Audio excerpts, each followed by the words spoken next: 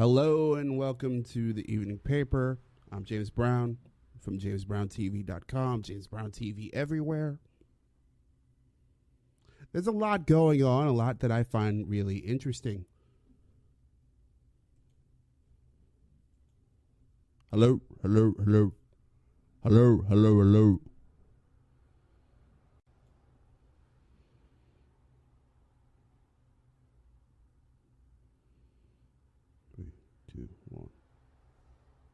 Hello and welcome to the evening paper.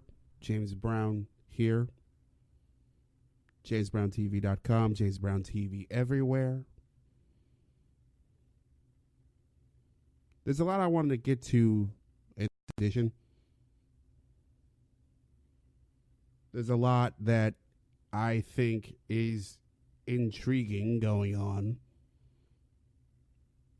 And when I think about starting this one, I'm led to do something strange,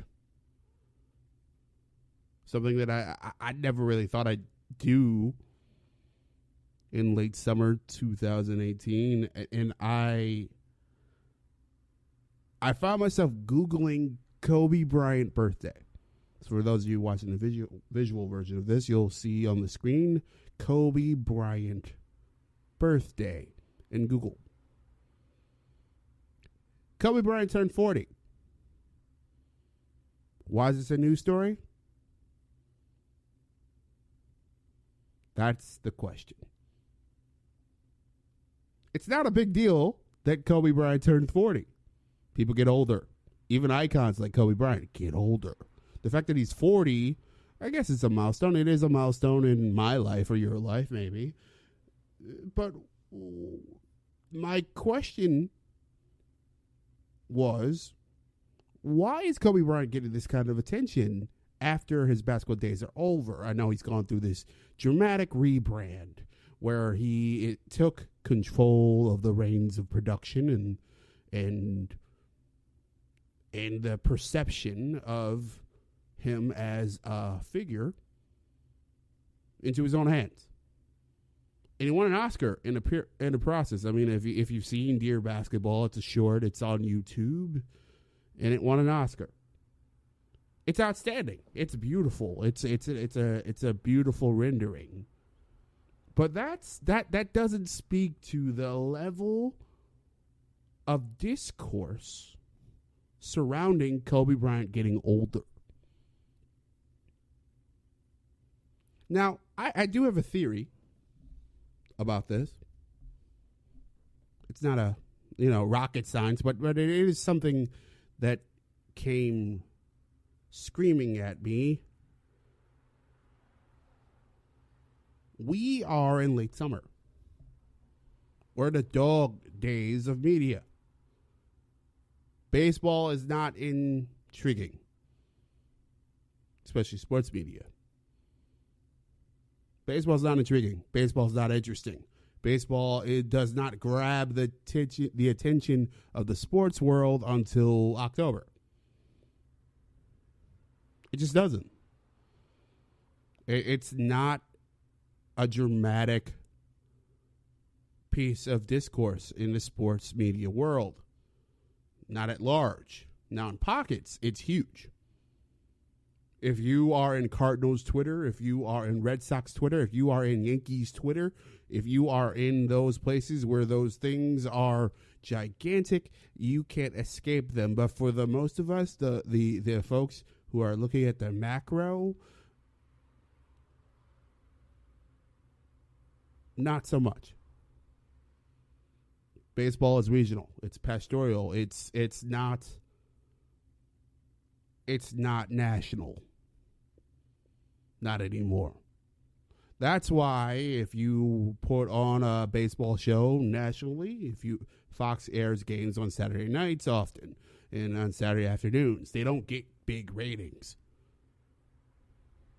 They don't. Sometimes college football beats it. It's the truth about baseball. So what else is going on? There's the NFL preseason. We're gearing up for a new season.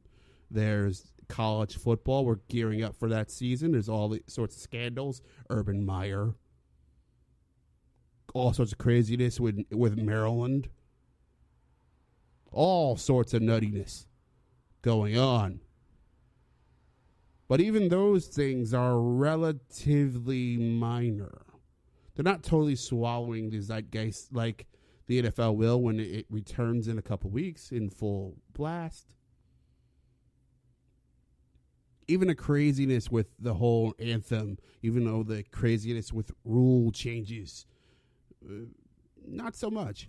Not to the degree that they would hope.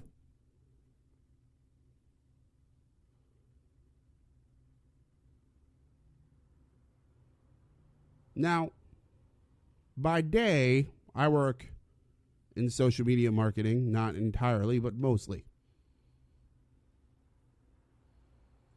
And when you work in social media marketing, when your gig is creating content constantly, you find yourself stretching, searching, straining for content. Going for whatever you want. That's why you see theme weeks on websites. Like The Ringer.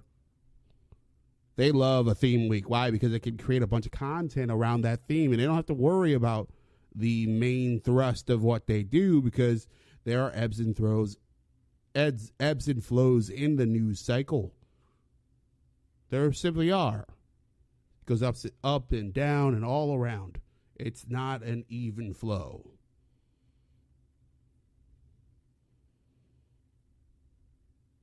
So having theme weeks are a way to deal with this reality of the constant thirst for content, the constant need for content, the constant grind that is modern media production.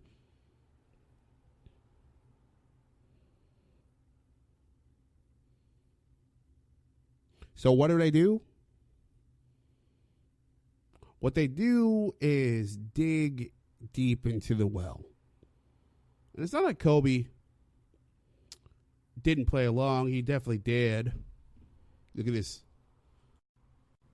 photo of him. He posted on Instagram. It's 39 and his middle finger up next to it. He's certainly playing along. But even if you go through the series of news stories, and there were so many news stories on the fact that Kobe Bryant got older,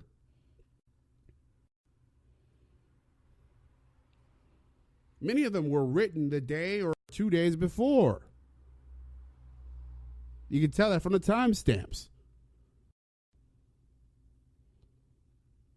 So what's going on here? We are in the dog days of summer. We are stretching for content. And what these modern media institutions are all doing is that they're tapping a vein. They're tapping a vein that they know. Kobe's one of the most polarizing figures in the history of modern sports. He and his stands, and if you don't know what stands is, I mean, I suggest you listen to more hip-hop. A stan, for those of you who don't know, is a super fan. I think that the phrase comes from probably the Eminem song. At least that's the first I heard of it. The classic, Stan. And if you really want to understand it, at least the most extreme version of it, you should watch the video for Stan. It's one of the darkest things I've ever seen. It's also one of those things that made Dido a huge star, a huger star at the moment. There was a big moment where that song was played with Elton John and Eminem at the Grammys, I believe. But Kobe has these maniacal fans, these dedicated maniacal fans that are Kobe fans first and fans of the Lakers and everybody else later. So what these content genies online have decided to do is that we're going to rattle these stands. We're going to shake that tree with Kobe's birthday. We're going to publish story after story after story after story about Kobe Bryant's birthday.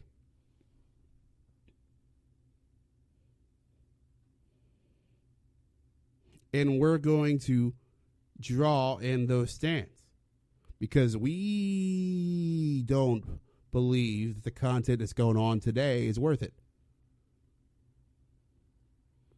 And of course, it is somewhat of a milestone, strangely enough. So I think this is something that you should be on the lookout for in this era of fake news, because this is essentially the fakest of fake news. It's something, it's in some ways worse than fake news, I'd say, because it's a non-story that a lot of time, effort, and news hole is dedicated toward. The fact that he's older.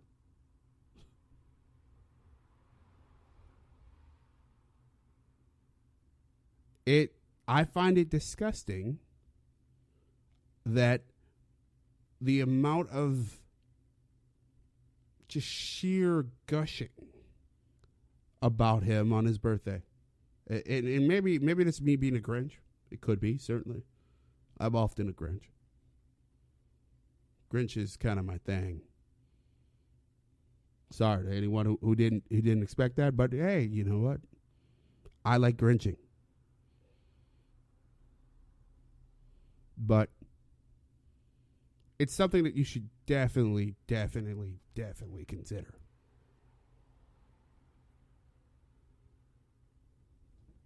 On some more Grinching and more strange media phenomena. Some of you have heard of the Daily Wire. Probably most famous at this point for Ben Shapiro, the young wonderkin conservative pundit. He turned his Daily Wire podcast into now a syndicated radio show. And the Daily Wire itself is sort of a conservative HuffPo. It's in the vein of Breitbart. It's this strange concoction.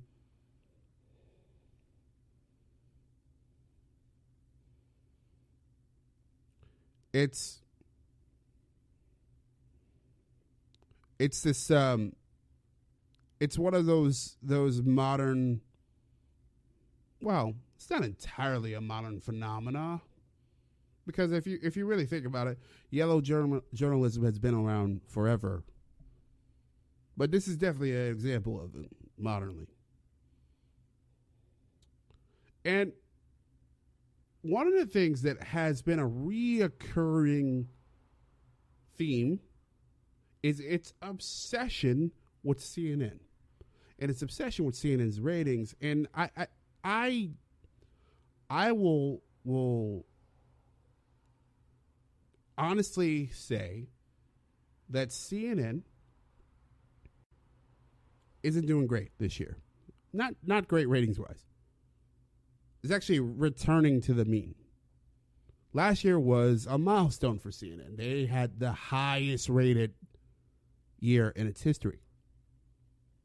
Highest rated year in its history. It returned to the top 10 of all cable networks, not just cable news networks, but cable networks. And had the highest rated year in its history. And this year, it's all sort of regressing to the mean.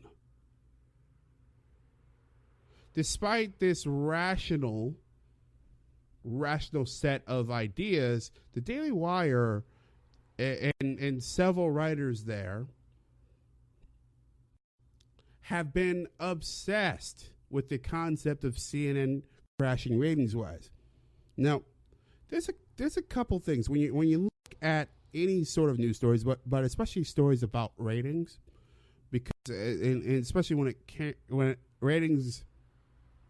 comes to news, you have to put these stories in proper context. You just can't compare year to year, especially when it comes to these outlets that are based on breaking news. So if you are in mid-August 2018 and the breaking news cycle is not as hot as you were a year ago in August 2017, your numbers are not going to be as high as they were a year ago because there was a huge breaking news. Perhaps the huge breaking news will be in September or October or January. It's not news in many ways is real reality TV in that it's not predictable. We don't know when awful things like what happened a year ago with Charlottesville happen. So let's go through the Daily Wired piece here. They base it on a link to TV Newser. TV Newser is a site that I've been to for years and years and years. It was founded by Brian Stelter, a guy that I think we'll be talking about a lot on the show. And the article goes like this. May was a disastrous month for CNN's primetime schedule compared to 2017, according to Adweek. CNN's primetime programming plunged a whopping 25% from the same period last year. As AJ Caps recorded, compared to its May 2017 performance, CNN was minus 27% in primetime viewers, minus 34% in primetime demo, minus 20% in total day viewers, and minus 27% in total day demo. Katz noted succinctly, primetime is the day part news advertisers traditionally look when determining their ad spend. CNN finished third in the day part behind CNN, MSNBC, and Fox.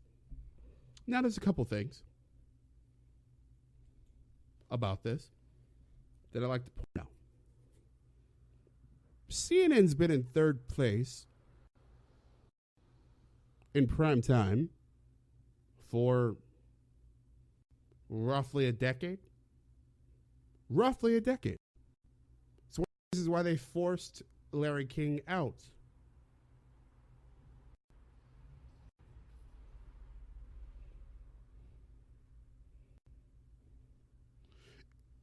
CNN has been having their ass kicked by Fox News for 16 years. Same thing with MSNBC.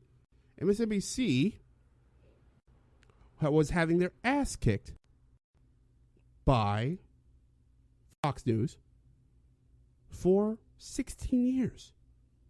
I believe it's 65 consecutive quarters that Fox News has been beating these networks. Now, with that said, CNN is reliant on breaking news.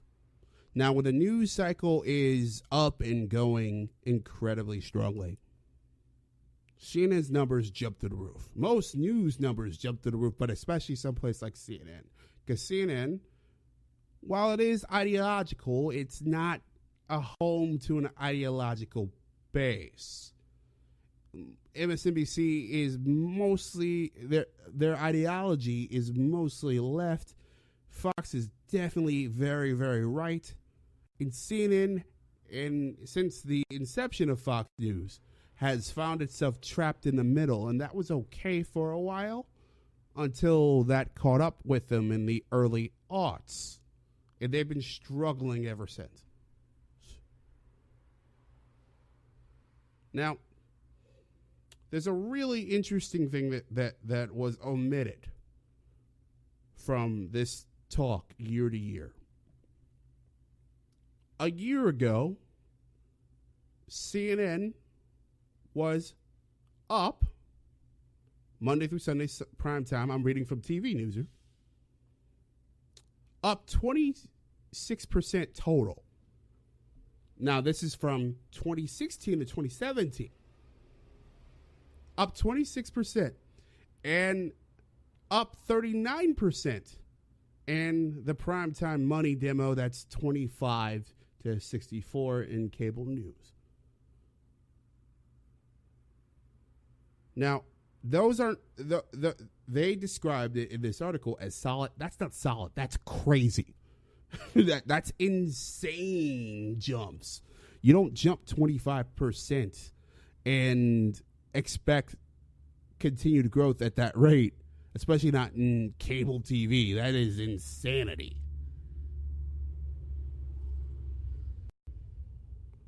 So what we're seeing year to year is obviously a regression to the mean. That CNN had a certain level, that it has a certain level that it was at in 2016. It jumped in the middle of the beginning of Trump mania in just a crazy news year that was 2017. And this year, as Trump mania became normalized, I hate that term these days, but it has been. It's become normalized. Its ratings have receded back to where they were before the Trump bump, as they call it. Now, there have been variations of this article 2 other times on the Daily Wire. The Daily Wire is a part of, I'm mostly right wing. I mean, I think some lefties and folks outside, Tim Pool, for example, believe this line that essentially that CNN is just tanking, that their ratings are out of control bad, that they're insanity. But what they're doing is that they're taking these numbers out of context. They're not thinking these through, and they're not looking at it in a larger scope. What they're doing is shaping the narrative to fit their ideology.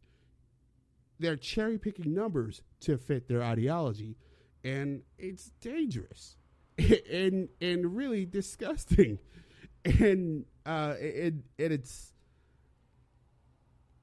you know,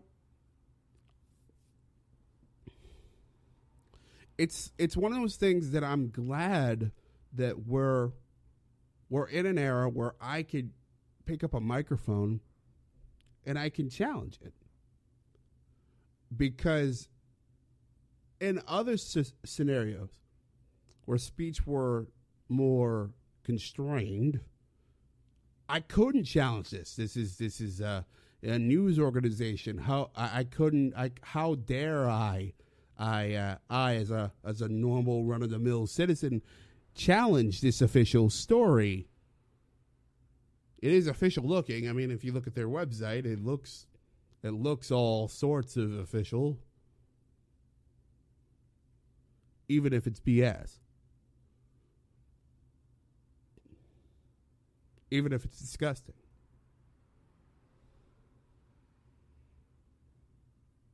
I find their approach, especially to CNN, really kind of skewed and weird. And I think there are much easier, much more exploitable ways to beat up on CNN than looking at ratings and taking them out of context and presenting them out of context. I mean, all you have to do is look at their programming, which I intend to do on this show. I intend to present to you some strange, dark, ridiculous CNN segments, because CNN is the home of awful news segments. It is terrible from that perspective.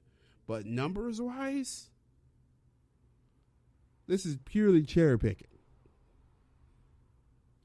And I don't think it's reflective of reality.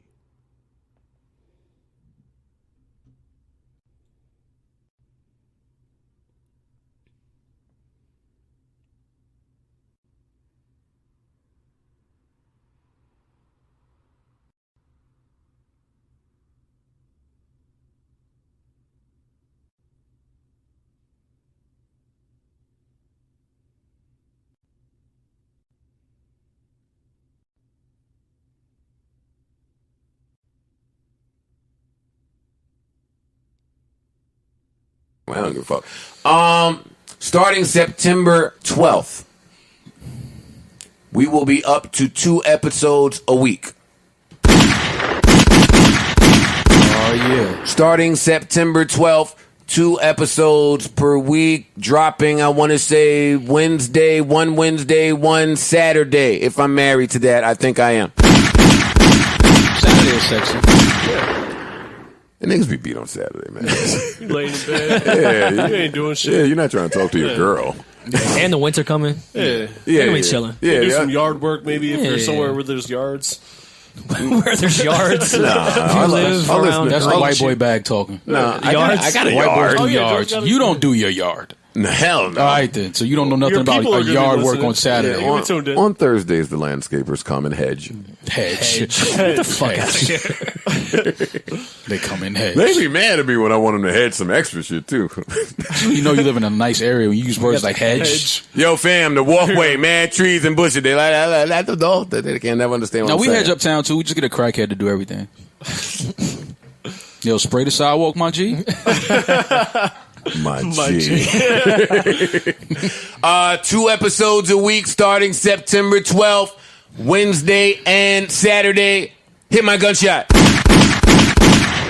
Audio exclusive. Damn, where's my fucking breaking news? I don't know if I can play the breaking news thing. Audio exclusive on Spotify only.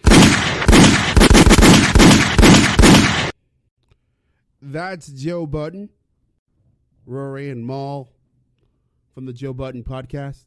I really wish they didn't change their name. It used to be I'll Name This Podcast Later. I thought that was a cooler name than Joe Budden Podcast, but that's just me. And that is a huge piece of news into the podcast universe. The Joe Budden Podcast is now, at least audio-wise, Spotify exclusive.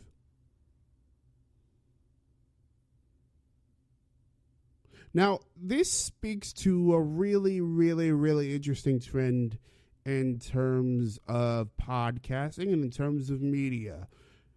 We have these larger podcast firms. We're seeing this with Amy Schumer. We're seeing this with, we saw this with Rap Radar podcast. We saw this with several other shows where we're now seeing these large entities come in and buy up or at least cut deals with these podcast creators to have them exclusive on their platform. Now,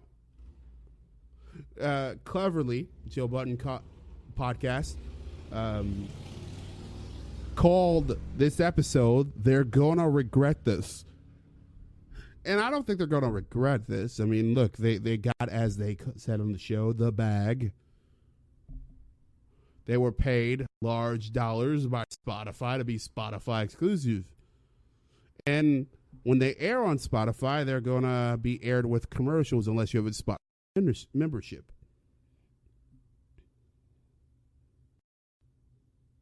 But part of me wants to praise Budden by finding a way to monetize his show, his audience, without charging his audience. Anything other than live shows.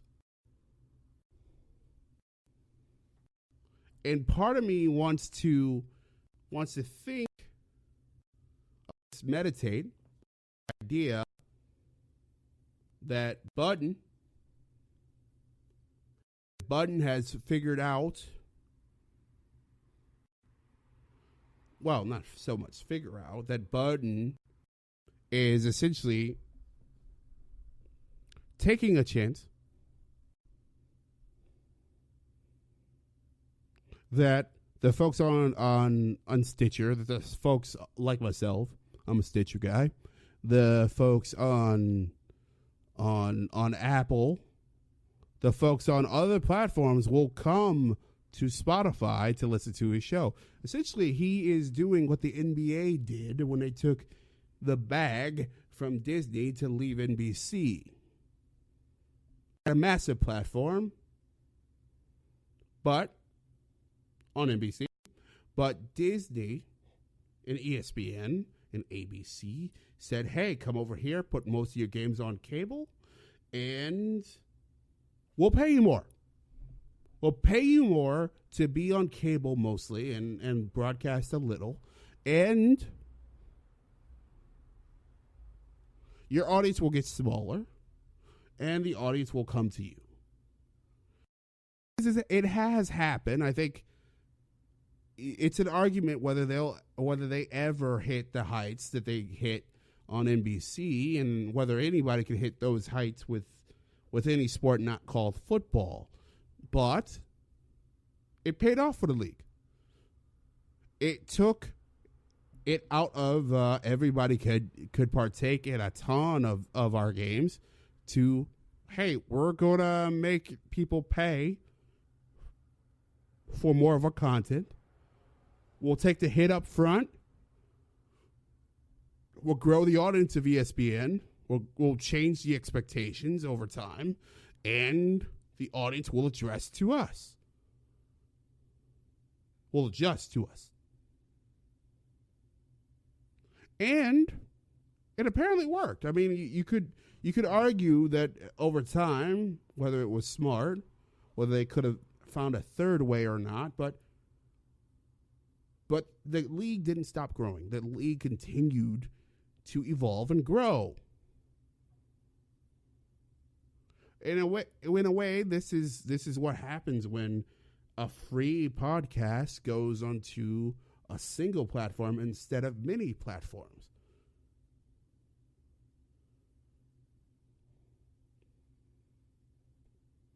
Now, when I say that it's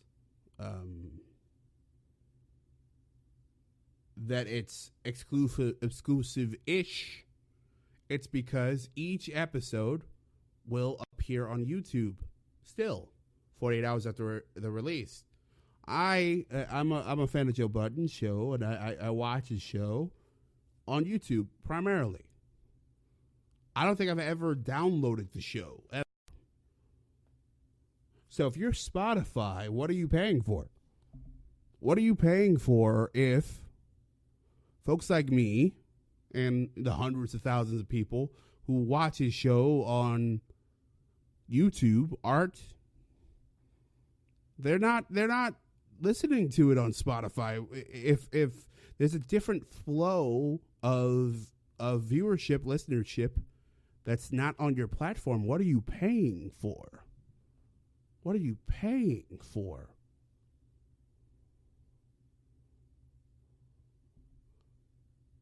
It's one of these strange deals that either will have to change, or maybe Spotify is smart enough to know that you're not going to get that YouTube viewership anyway.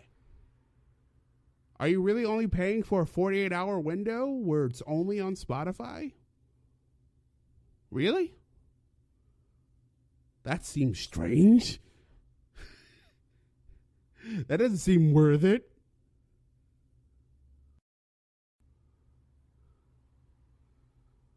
And it seems like they are committed to it. I mean, they erected a mass in Times Square in New York.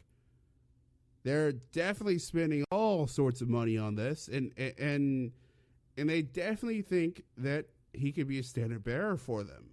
Maybe. But in my point of view, this seems quite strange. It seems like they're not paying for something that's theirs. They're renting 48 hours a week, or I guess 2 48-hour periods a week, since it's twice a week. And I don't think that's worth much. I'm not rushing to get Spotify to chase down Joe Budden. Like, I'm happy with my streaming service, and I think people are happy with their streaming services. It's like the Beats One conundrum, and I'm about to get into the Beats One conundrum coming up soon.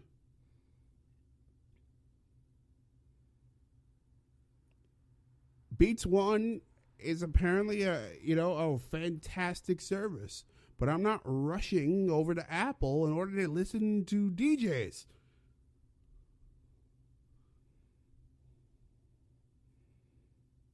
My assumption is that they're seeing these things as value added enterprises, and if we bring up on enough niches that it can be a part of a larger decision.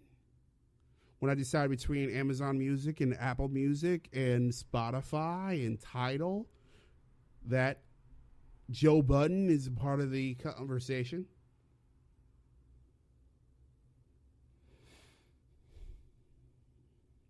That's my only assumption.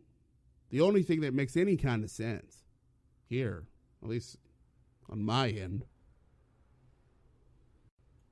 In other news about podcasts, Andrew Schultz in the No Easy Buckets podcast, well, Flagrant 2 as it is in the podcast world, they've been picked up by CBS Sports Dad.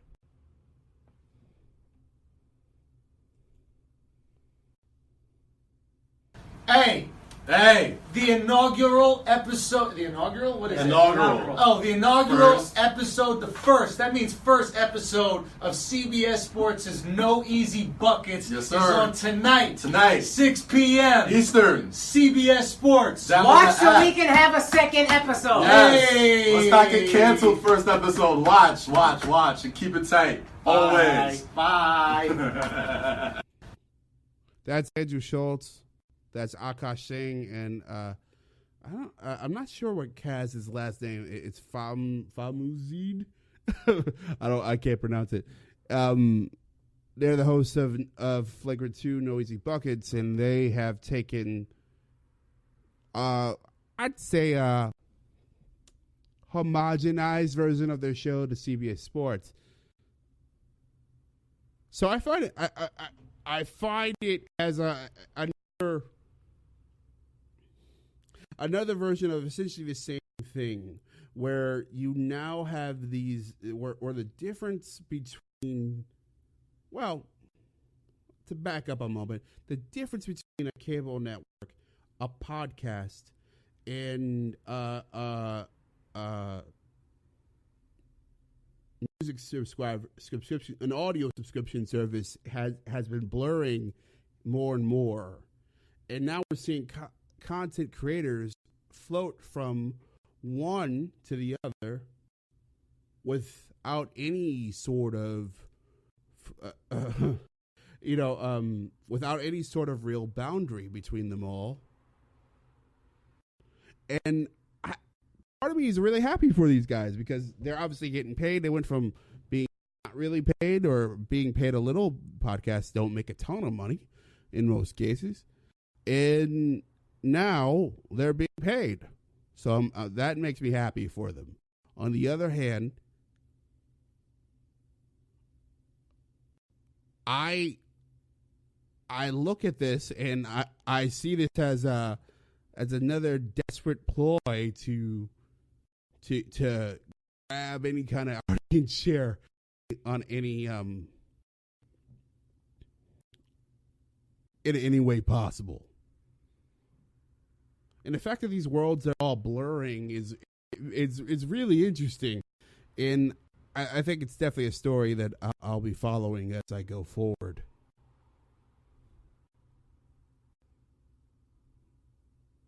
It's been a really, really, really interesting week for Nicki Minaj. I said I'd get to Beats One at some point.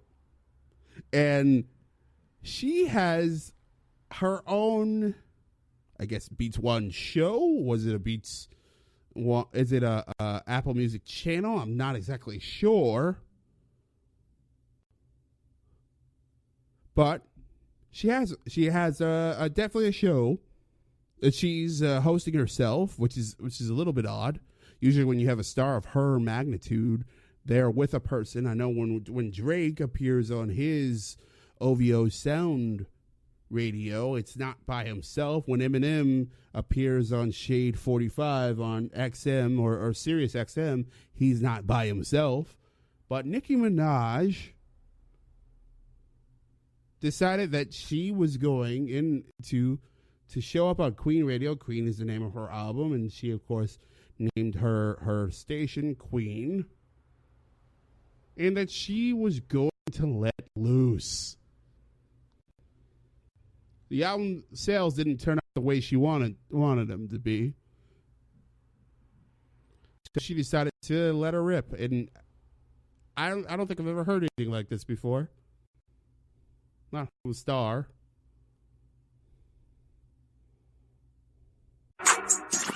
Yeah. I just got a call from the upper echelon. Okay, NickiMinajQueen.com. Get the All Access Queens quarters pass now for the U.S. Queen Tour. I'll announce dates and city soon, but this pass is good for any date in the city. Yeah. You done blood clot puss. Yo. So I just got a call from one of the big bosses. I said, am I in trouble? Yeah, okay. Uh-huh. So now, well, let's back up. Let's back up.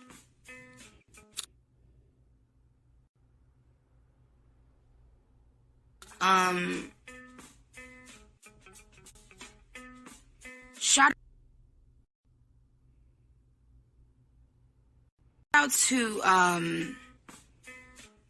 all of the women. There have been so many women and men, but there have been so many iconic, historic women showing me so much love lately. And you know, and there's also some blogs. I don't want to pretend that, you know, every publication or blog is being mean or bad to Nicki. In fact, some publications and blogs have been speaking out about the smear campaign that they've been privy to, knowing about behind the scenes. Okay, so the smear campaign that she's speaking of is that of Travis Scott. He's a rapper and singer's manager, Irvin Aroff.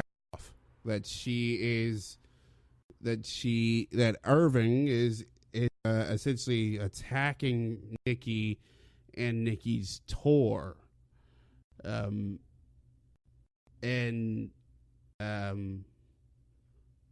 she called Irvin the cocksucker of the day.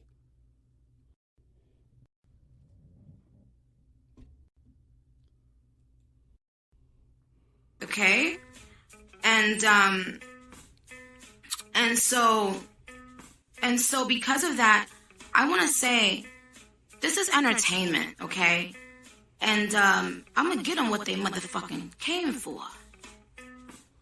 Surgery with the chainsaw. So, all I'm saying is that I hope you guys don't think that this is like some real, like, getting the guns out type things.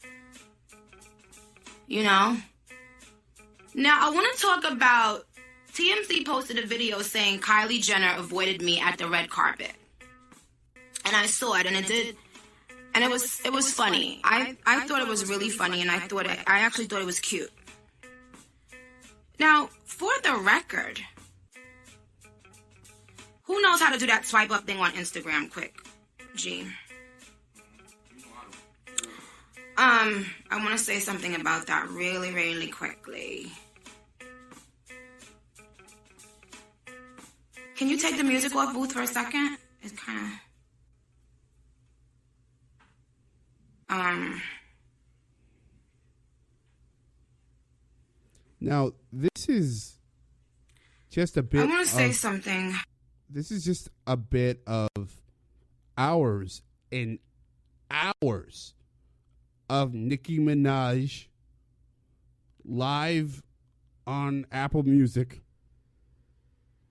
ranting wildly. Most of it has been ripped and is on YouTube now if you don't have Apple Music.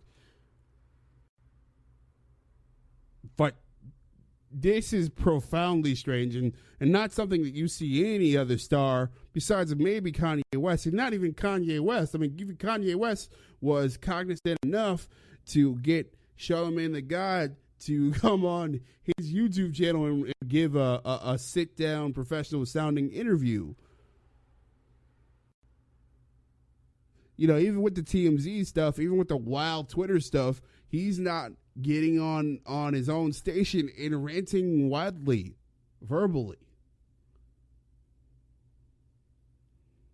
He's not hurling accusations that are libelous at folks. Live in a radio station named after an album that nobody liked. Not enough people bought by her standards.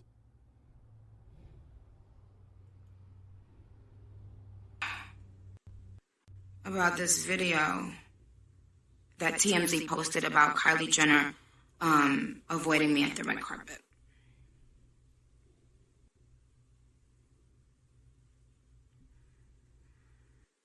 I said it on the last show and I'm going to say it again. I fucking love Kylie. And that's not going to change. She has been put in probably a little awkward situation, but this is not real life. This is entertainment, you guys. I love Kylie and so do my fans. You know, Kim was on my first Queen radio show. Fucking love her. So we're not going to do that. Now it's obvious she got to ride with her man. Why the fuck wouldn't she? So, but we're not going to make this something that it's not. Because she's a dope girl. She's done absolutely nothing wrong but support her people. And we're not going to start any dumbass cat fights for your fucking entertainment. We're not. This is strictly between music. Within music. She's not a musician. She has nothing to do with this. She supported her man as she should. So my fans and I are not feeding into this. We love Kylie. So it's never gonna happen. Shout out to Kanye. Shout out to Kanye West. Has opened the door for so many people. Has inspired this fashion industry to the point of no fucking return. Has inspired people to speak their fucking minds. Has shown us that talent wins no matter what. You can say, you know, when he's, and I keep seeing the word rant. I don't know, but I'm having the time of my fucking life. It definitely was a rant. Look, this speaks to something I find really, really, really kind of fascinating. We're seeing this shape shift in how artists are presenting themselves. We're seeing how, whether with J. Cole bringing in Angie Martinez, and not to mention J. Cole having his own documentary made. It's, as I mentioned, Kanye and bringing in Charlamagne the God. And particularly in the hip hop game, we're seeing folks pay careful mind to how they're presented. Take complete control over how they're presented. And Queen Radio feels like not only an example of it, but a poor example of it. It's like there was no one in there to reel her in as she ranted for 3 hours. And that was just one episode. Ranting, throwing accusations. Vulture did a ridiculous, and I mean a ridiculous, had to be a 2,500 word piece on explaining what the hell is going on with Nicki Minaj and Travis Scott. And I just found it's confounding. The fact that she would put her garbage out like that speaks to lack of an infrastructure around her, lack of a team to surround her, lack of guidance of how she's supposed to move and what is expected of her and how she projects herself as a star in these days, in this moment. And it's not sad, because there are many things in the world to be sad about. I mean, that's not one of them. But it is one of those things where it's like, how does this happen? How do you get to this point where you're willing to throw yourself out there as unhinged as she has? Even though you've had wild amounts of success, and it's like you can't accept being in second place at all. It's a very, very strange set of circumstances. It's one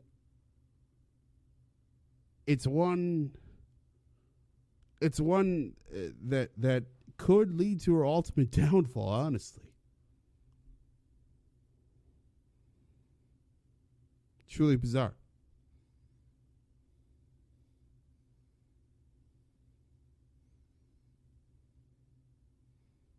For now, this has been the Evening Paper. I'm James Brown. You can find me online everywhere at James Brown TV, jamesbrowntv.com. Keep your knees loose, and I good you good night.